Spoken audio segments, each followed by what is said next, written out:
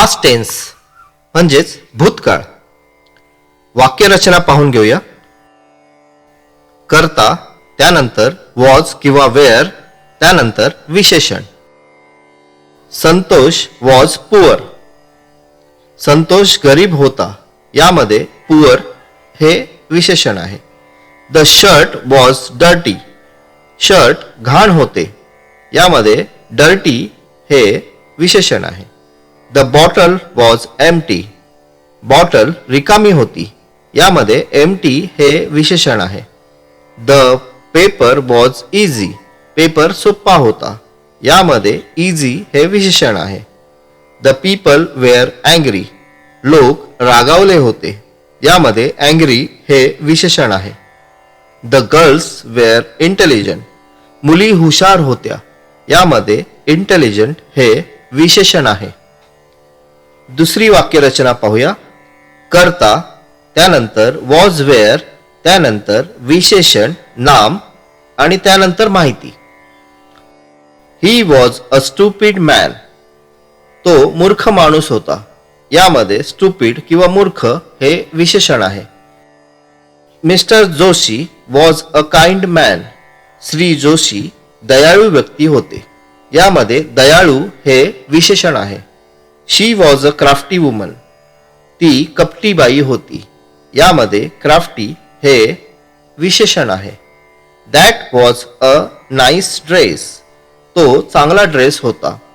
यामध्ये चांगला हे विशेषण आहे. तिसरी वाक्यरचना पाहूया.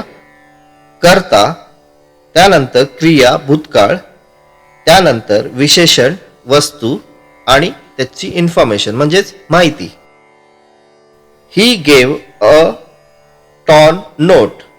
त्याने फाटकी नोट दिली. यामध्ये फाटकी हे विशेषण आहे. मॅडम टूक अवर ओरल टेस्ट. मॅडमने आमची तोंडी परीक्षा घेतली. यामध्ये तोंडी हे विशेषण आहे.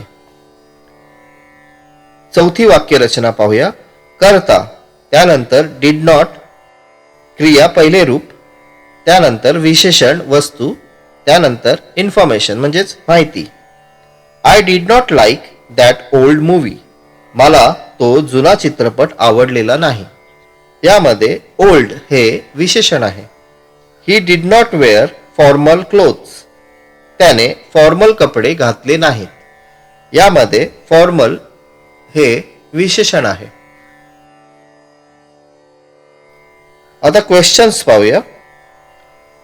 यामध्ये प्रश्नरचना कशी असते ती बघूया. डीड, त्यानंतर करता, त्यानंतर क्रिया पहिले रूप, त्यानंतर विशेषण वस्तू आणि त्याची माहिती. Did she take oral test. तिने तोंडी परीक्षा घेतली का? Did you eat fried papad. तू तळलेला पापड खाल्ला का? Did he make written agreement. त्याने लेखी ॲग्रीमेंट केले का?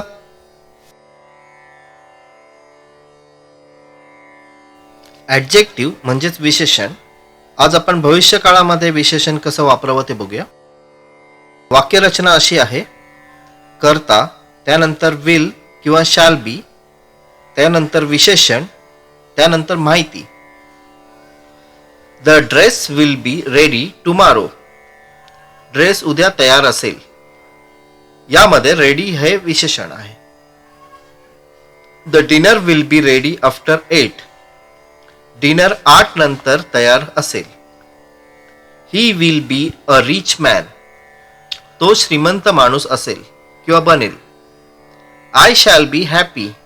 मी खुश होईन. Raj will be fit for the exams. Raj परीक्षेसाठी फिट होईल. It will be risky. हे धोक्याचे होईल. It will B big. हे मोठे होईल. This book will be useful. हे पुस्तक उपयोगी होईल. We shall be fit and active. आम्ही फिट आणि ॲक्टिव्ह होऊ. मस्ट बी म्हणजेच असलेच पाहिजे. वाक्यरचना पाहूया. करता, त्यानंतर मस्ट बी, त्यानंतर विशेषण आणि त्यानंतर माहिती. The dress must be ready tomorrow. Dress उद्या तयार असलाच पाहिजे. The clothes must be clean. कपडे स्वच्छ असलेच पाहिजे. He must be poor. तो गरीब असलाच पाहिजे. You must be honest. तुम्ही प्रामाणिक असलेच पाहिजे. आता तिसरी वाक्यरचना पाहूया. करता, त्यानंतर विल नॉट बी, त्यानंतर विशेषण, त्यानंतर माहिती. The dress will not be ready tomorrow. Dress उद्या तयार नसेल. The food will not be ready. जेवण तयार नसेल. The room will not be clean. Room स्वच्छ नसेल. चौथी वाक्यरचना पाहूया. करता किंवा वस्तू, त्यानंतर मस्ट नॉट बी, त्यानंतर विशेषण आणि त्यानंतर माहिती. You must not be careless. तू निष्काळजी नसलेच पाहिजे. The house must not be dirty. घर घाणेरडे नसलेच पाहिजे. The clothes must not be wet. कपडे ओले नसलेच पाहिजे. The student must not be over confident. विद्यार्थ्यांनी अति आत्मविश्वासू नसलेच पाहिजे. पाचवी वाक्यरचना पाहूया. करता किंवा वस्तू, त्यानंतर माइट बी, त्यानंतर विशेषण व त्यानंतर माहिती आणि म्हणजेच कदाचित असेल. माइट बीचा अर्थ होतो कदाचित असेल. The dress might be ready tomorrow. Dress उद्या कदाचित तयार असेल. The food might be ready. जेवण कदाचित तयार असेल.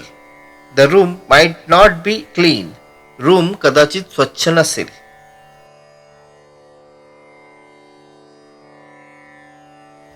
Present continuous tense. वाक्यरचना पाहूया. करता, त्यानंतर ॲम, इज, आर, त्यानंतर क्रिया आयएनजी, विशेषण, त्यानंतर वस्तू किंवा माहिती. I am eating a roasted papad. मी भाजलेला पापड खात आहे. He is eating a raw mango. तो कच्चा आंबा खात आहे. Madam is taking our oral test. Madam आमची तोंडी परीक्षा घेत आहेत. We are listening to old songs. आम्ही जुनी गाणी ऐकत आहोत. They are watching a funny movie. ते लोक एक विनोदी चित्रपट बघत आहेत. You are taking a wrong decision. तू चुकीचा निर्णय घेत आहेस. आता प्रश्नरचना पाहूया. ॲम, इज, आर, त्यानंतर करता, त्यानंतर क्रिया आयएनजी, त्यानंतर विशेषण, वस्तू किंवा माहिती. Am I eating stale bread. मी शिळा ब्रेड खात आहे का. Are you eating a roasted papad. तू भाजलेला पापड खात आहेस का. Is he bringing fresh vegetables. तो ताज्या भाज्या आणत आहे का.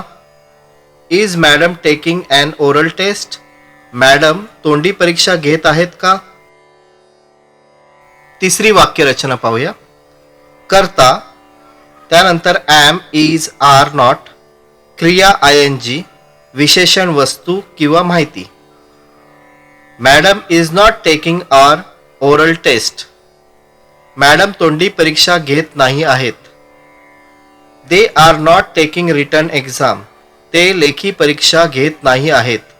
हु इज इटिंग रॉ मँगोज. कच्चे आंबे कोण खात आहे. Who is eating roasted papad. भाजलेला पापड कोण खात आहे. Why is he bringing raw mangoes. तो कच्चे आंबे का आणत आहे.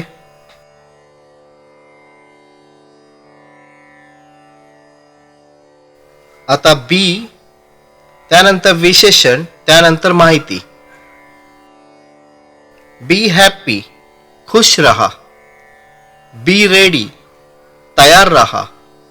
बी केअरफुल, सावध रहा. डोंट, त्यानंतर बी, त्यानंतर विशेषण किंवा माहिती. डोंट बी अपसेट, नाराज होऊ नकोस. डोंट बी अँग्री, रागावू नकोस.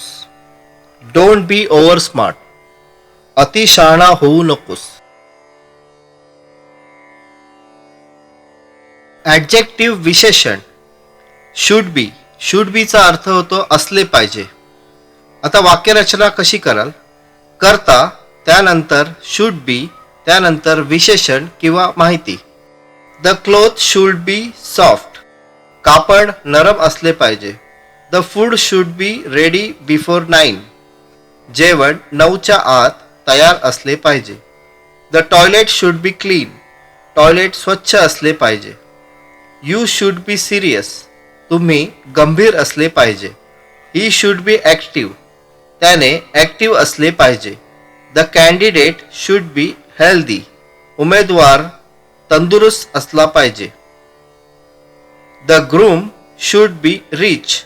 नवरा मुलगा श्रीमंत असला पाहिजे. The house should be spacious. घर प्रशस्त असले पाहिजे. You should be happy. तू खुश असले पाहिजे. आता दुसरी वाक्यरचना पाहूया. करता त्यानंतर मे बी त्यानंतर विशेषण त्यानंतर माहिती, म्हणजेच ती शक्यता असू शकेल असं. मे बीचा अर्थ असू शकेल.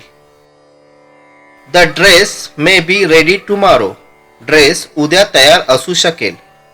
He may be rich. तो श्रीमंत असू शकेल. She may be lazy. ती आळशी असू शकेल. The towel may be wet. Towel ओला असू शकेल. This answer may be wrong. हे उत्तर चुकीचे असू शकेल. तिसरी वाक्यरचना पाहूया. करता त्यानंतर कॅन बी त्यानंतर विशेषण त्यानंतर माहिती. The bag can be heavy. Bag जड असू शकते. He can be intelligent. तो हुशार असू शकतो. The book can be useful. ती मदतीची म्हणजेच उपयोगी होऊ शकते. आता should not be. Should not बीचा अर्थ होतो नसले पाहिजे. वाक्यरचना कशी कराल? करता त्यानंतर शुड नॉट बी त्यानंतर विशेषण किंवा माहिती. You should not be lazy. तुम्ही आळशी नसले पाहिजे. The toilet should not be dirty. Toilet घाणेरडे नसले पाहिजे. The dress should not be big. Dress मोठा नसला पाहिजे. आता मे नॉट बीचा वापर करूया. त्याची वाक्यरचना कशी कराल? करता मे नॉट बी त्यानंतर विशेषण आणि त्याची माहिती. The dress may not be ready. Dress तयार नसेल किंवा नसू शकेल. He may not be rich. तो श्रीमंत नसू शकतो किंवा नसू शकेल. The room may not be clean. Room स्वच्छ नसेल किंवा नसू शकेल.